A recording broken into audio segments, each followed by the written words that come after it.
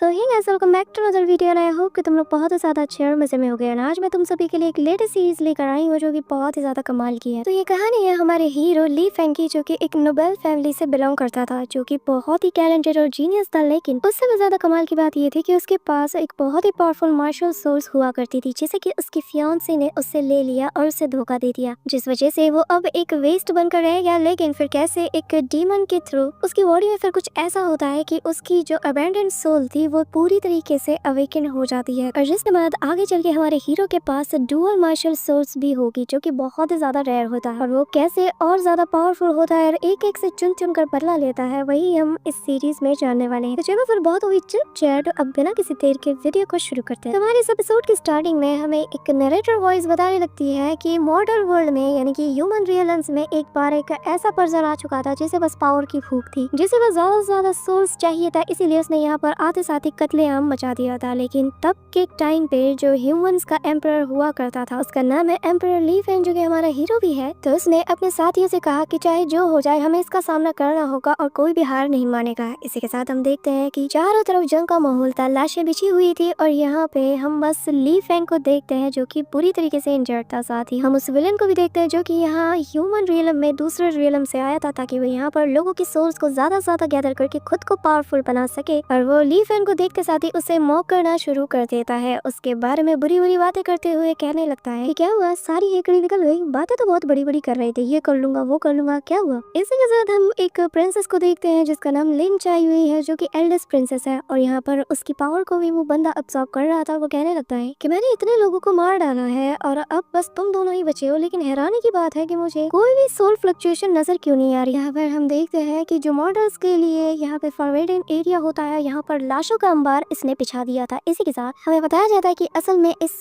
Emperor का नाम है एम्परर वू, और फिर वो उस लड़की को जान से मारने लगता है और कहता है कि लगता है कि तुम लोग सिर्फ मरने के लायक हो। और फिर वो यहाँ पे उस लड़की यानी कि लिन को भी मार देता है। लिन जाते हुए कहती है कि मेरी फिक्र मत करना, मैं बस चाहती हूँ कि तुम जिंदा रहो, बस। फिर क्या, यहाँ पर लिन को अपनी नजरों के सामने मरता हुआ देखकर ली फैंग की मार्शियल सोर्स अवेकन हो जाती है और अचानक से उसकी आइज भी रेड हो जाती है, जिससे हम देखते हैं कि आसपास जितनी भी डेड बॉडीज थी उनसे उनकी सोल जो है बाहर निकलने लगती है, जो देखकर यहाँ पे एम्परर वो भी शॉक्ड हो जाता है और कहने लगता है कि अब ये काम कर रहा है। कि तभी हम देखते हैं कि ली फैंग को बहुत ही ज्यादा गुस्सा आ जाता है और वो एम्परर वू पर अटैक करने के लिए आगे बढ़ता है। कि तभी यहाँ पर एम्परर वू अपने 1000 पियर्सिंग हैंड नाम की टेक्निक का यूज करते हुए यहाँ पर ली फैंग को पूरी तरीके से जकड़ लेता है और कहता है कि मुझे उम्मीद है कि तुम मुझे डिसअपॉइंट नहीं करोगे, और फिर वो उसके सोल को ऑब्जर्व करना शुरू कर देता है। कि तभी हम देखते हैं कि अचानक से उसका कनेक्शन टूट जाता है और वो हैरानी के साथ कहने लगता है कि क्या तुम इतनी जल्दी मर गए। और फिर वो बहुत ही ज्यादा डिसअपॉइंट होते हुए कहने लगता है कि मुझे लगता है कि इस रियलम में ह्यूमंस के पास सोल पावर है ही नहीं। ये कहते साथ ही वो वहाँ से जाने लगता है। कि तभी उसे पीछे कुछ अजीब सा फील होता है और वो टर्न होता है और वो देखता है कि यहाँ पर इंटेंस अमाउंट में स्पिरिचुअल एनर्जी गैदर हो रही थी, जिस वजह से यहाँ पर ली फैंग की फिजिकल बॉडी दोबारा से रिस्टोर होने लगती है, जो देखकर वो कहता है कि ये तो नामुमकिन है, उसकी फिजिकल बॉडी को तो डिस्ट्रॉय हो जाना चाहिए, तो फिर आखिर ये रिजरेक्शन किस बात का। तभी हम देखते हैं कि यहाँ पर ली फैंग स्पिरिचुअल बॉडी वाले फॉर्म में होता है, जो देखकर यहाँ पर एम्परर वो कहने लगता है कि अब मैं समझ गया कि सारी स्पिरिचुअल एनर्जी बस इस एक जगह पर कंडेंस हो रही है और मुझे यही सोल की जरूरत थी, जिस वजह से मैं यहाँ पर आया था। कि तभी हम देखते हैं कि ऊपर आसमान में कुछ हलचल होती है, जो देखकर यहाँ पे एम्परर वो कहता है कि क्या ये इस पूरे प्लेनेट की जितनी भी सोल पावर है उन्हें मोबिलाइज कर सकता है। नहीं, ऐसा नहीं हो सकता, मुझे जल्द से जल्द इसे रोकना होगा, वरना जो भी वर्ल्ड्स के बीच में बैरियर है स्पिरिचुअल एनर्जी का, वो पूरी तरीके से डिस्ट्रॉय हो जाएगा।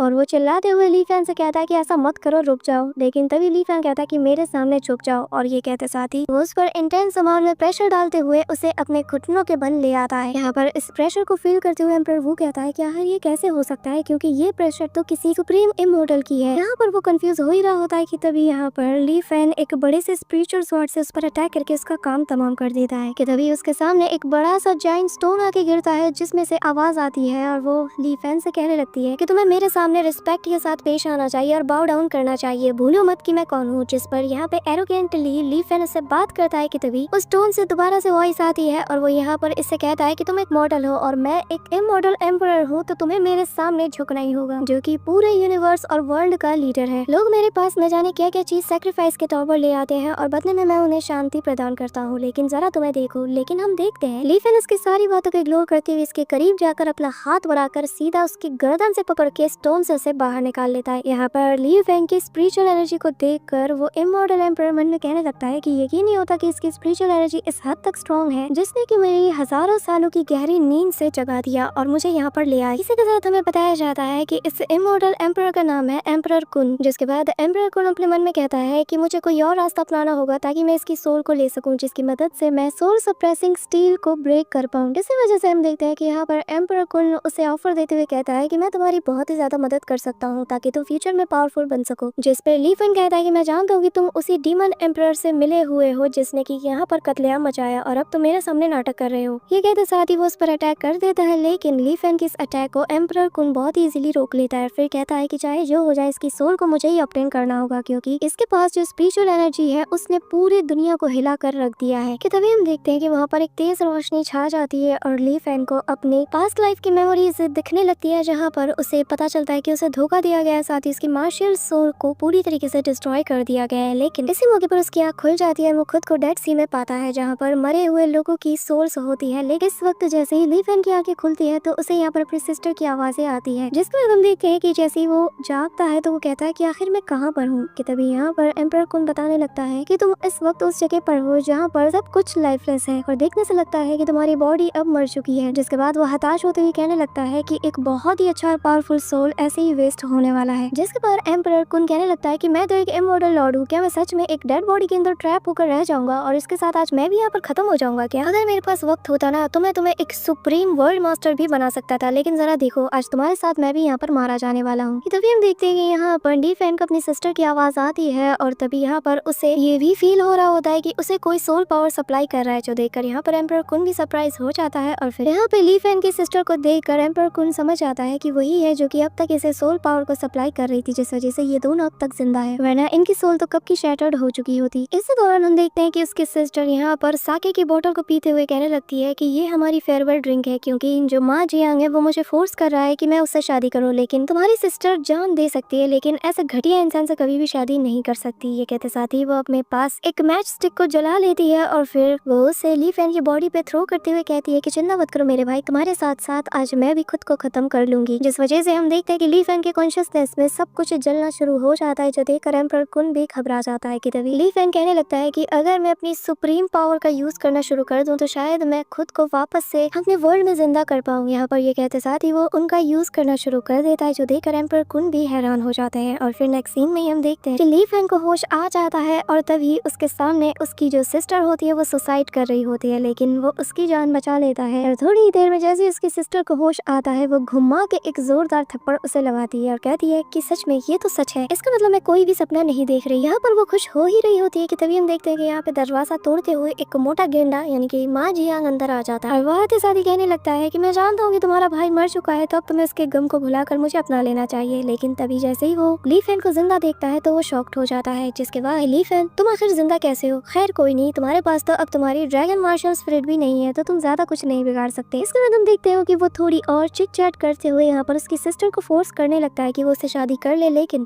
हम देखते हैं कि उसकी सिस्टर मना कर देती है। कि तभी ली फैंग यहाँ पर अपने अंदर मौजूद एम्परर कुन की सोल से कहने लगता है कि तुम तो एक इमॉर्टल बीइंग की सोल हो ना, तुम तो एक बहुत ही पावरफुल स्पिरिट हो, तो तुमने मुझसे कहा था कि तुम मुझे एक बहुत ही पावरफुल इमॉर्टल सुपर बीइंग बना सकते हो, तो अब मैं चाहता हूँ कि तुम ऐसा करो। जिस पे यहाँ पे एम्परर कुन कहने लगता है कि मैं तो बस एक वैंडलिंग स्पिरिट हूँ, मैंने ऐसा कुछ नहीं कहा। जिस पर हम देखते हैं कि ली फैंग उस नाइफ को अपनी गर्दन पे रख लेता और कहता है कि सोच लो, जिस पर एम्परर कुन को ना चाहते हुए भी मानना पड़ता है और वो अपनी स्पिरिचुअल एनर्जी को उससे प्रोवाइड कराते हुए कहने लगता है कि याद रखना, इसका बदला तुमसे मैं जरूर लूंगा। इसी के साथ हम देखते हैं कि यहाँ पर उसे ऐसे बड़बड़ाता हुआ देखकर माँ जियांग अपने चमचों से कहता है कि जाओ जाके इसका काम तमाम कर दो, और उसका ऑर्डर मिलते साथ ही माँ जियांग के चमचे अपनी मार्शल सोल को एक्टिवेट करते हुए उस पर अटैक कर देते हैं। कि तभी हम देखते हैं कि एम्परर कुन भी अपनी पावर का यूज करता है, जिससे यहाँ पर ली फैंग के चारों तरफ इंटेंस अमाउंट में सोल पावर गैदर होने लगती है, जो देखकर यहाँ पे माँ जियांग के भी होश उड़ जाते हैं और वो कहने लगता है कि क्या इसकी सारी सोल पावर डिस्ट्रॉय नहीं हो गई थी, तो आखिर ये अब कैसे फाइट बैक कर पा रहा है। यहाँ पर हम देखते हैं कि ली फैंग ने बॉडी टेम्परिंग के 6th लेवल को भी ब्रेक थ्रू कर लिया है, जिसे देखकर यहाँ पर उसकी सिस्टम भी हैरान हो जाती है। जिसके बाद ली फैंग यहाँ पे एम्परर कुन से कहता है कि थोड़ी और एफर्ट डालो, जिस पर वो कहता है कि थोड़ा अब तुम्हें पता भी है कि मैंने कितनी ज्यादा एनर्जी अभी यूज किया है, अगर मैंने इससे ज्यादा भी स्पेशल एनर्जी का यूज किया तो तुम्हारी बॉडी हैंडल नहीं कर पाएगी। जिस पर ली फैंग कूल वे में कहता है कि मैं इस पूरे वर्ल्ड की स्पिरिचुअल एनर्जी को हैंडल कर सकता हूँ, डेमो तो तुम देख ही चुके हो। जिस पर एम्परर कुन की स्पिरिट को बहुत ही ज्यादा गुस्सा आ जाता है और वो अपनी स्पिरिचुअल एनर्जी को बढ़ा देता है, जिससे यहाँ पर जितने लोग इस वक्त ली फैन पर अटैक कर रहे थे सभी के सभी दूर छिटक कर जा गिरते हैं। और फिर हम देखते हैं कि यहाँ पर ली फैन ने एलिमेंट गैदरिंग डीएलएम में भी ब्रेक थ्रू कर लिया है, जो देखकर वहाँ पर सारे अपोनेंट्स बहुत ही ज्यादा शॉक्ड हो जाते हैं। तभी यहाँ पर उनमें से एक ली फैन पर जैसे ही अटैक करता है तो ली फैन बहुत इजीली उसे यहाँ पे लॉकआउट कर देता है, जो देखकर वो कहने लगता है कि इसकी इस पावर का जो लेवल है वो एलिमेंट गैदरिंग के लेवल 3 पर है, जो कि बहुत ही ज्यादा टेरिफाइंग है। पर मजा तब आता है जब हम देखते हैं कि जैसे जैसे ली फैन एक एक कदम बढ़ाता है उसका लेवल बढ़ता चला जाता है और वो हर एक बढ़ते कदम के साथ एलिमेंट गैदरिंग के लेवल 4, 5, 6 तक पहुंच जाता है। और भाई यहाँ पर भी एंड नहीं होता, बंदे ने सिंगल अटैक से ही सभी को निपटा दिया होता है। फिर उसकी सिस्टर उसकी स्पिरिचुअल एनर्जी को देखकर कहने लगती है कि ये तो एलिमेंट गैदरिंग के पीक पर पहुंच चुका है। यहाँ पर हम देखते हैं कि माँ जियांग को बहुत ही ज्यादा गुस्सा आ जाता है और वो अपने मार्शल स्पिरिट वाले फॉर्म में आ जाता है। कहता है कि चाहे जो हो जाए, तुम कितने भी ताकतवर क्यों ना हो, लेकिन तुम मेरे मार्शल स्पिरिट के आगे टिक नहीं सकते, क्योंकि तुम्हारे पास तो है ही। लेकिन यहाँ पर ली फैन उसका मार मार के भरता बना देता है। यहाँ पर माँ जियांग कहने लगता है कि तुम जानते नहीं हो कि मैं किस फैमिली से बिलोंग करता हूँ, मेरा बाप तुम्हें नहीं छोड़ेगा। जिस पर ली फैन कहता है कि तुम्हारे बाप को भी मैं देख लूंगा। इसी दौरान सीन शिफ्ट होता है और हमें माँ फैमिली के अंदर का सीन दिखाया जाता है, जहाँ पर सभी लोग आराम से खाना खा रहे होते हैं कि तभी हम यहाँ पर देखते हैं कि माँ जियांग रोते रोते वहाँ पर पहुँच जाता है और अपने बेटे की इतनी बुरी शक्ल देख कर माँ जियांग के फादर को बहुत ही ज्यादा गुस्सा आ जाता है। और फिर अगले ही पल यहाँ पर माँ जियांग की मौत हो जाती है, जिसे देखकर उसे गुस्सा आ जाता है और वो गुस्से के साथ बाहर आता है। और यहाँ पर हम देखते हैं ली फैन ने अलग ही लेवल की तबाही मचा रखी होती है और यहाँ पर ली फैन को देखते ही वो चिल्लाते हुए कहता है कि तुम्हारी हिम्मत कैसे यहाँ पर आने की। जिस पर वो कहता है कि तुम्हारे बेटे ने मेरी सिस्टर की इंसल्ट की है और मैं उसी का बदला लेने के लिए आया हूँ। यहाँ पर माँ जियांग का फादर कहता है कि तुमने मेरे बेटे को जान से मारकर अच्छा नहीं किया, आज मैं तुम्हें भी मारकर उसका बदला नहीं लिया। और फिर वो अनाउंस करता है कि जो भी यहाँ पर आज ली फैन को मारेगा मैं उसे एज अ सन के तौर पर अडॉप्ट कर लूंगा। लेकिन हम देखते हैं कि ली फैन की पावर के आगे सबकी बोलती बंद हो जाती है। वो कहता है कि भाई जान है तो जहान है, जिस वजह से कोई भी इसका साथ नहीं देता। और फिर हम देखते हैं कि बाकी के भी जो नॉवल फैमिलीज होती हैं लाइक ज़ियाओ फैमिली, वो भी कहती है कि ये तुम्हारा इंटरनल मैटर है तो हमें इसमें नहीं पढ़ना चाहिए, इसलिए हम तो भाई इससे बाहर हैं। यहाँ पर हम देखते हैं कि इसके सारे एलाइज भी साथ छोड़ देते हैं, जो देख के यहाँ पे ली फैन कहता है कि लगता है कि तुम्हारी सोशल स्किल्स बहुत ही ज्यादा वीक है, जरा देखो तुम्हारे पास तो कोई भी खड़ा नहीं है। इसी के साथ हम देखते हैं कि यहाँ पर माँ जियांग का फादर गुस्से में अपनी मार्शल स्पिरिट को एक्टिवेट करता है, जो कि एक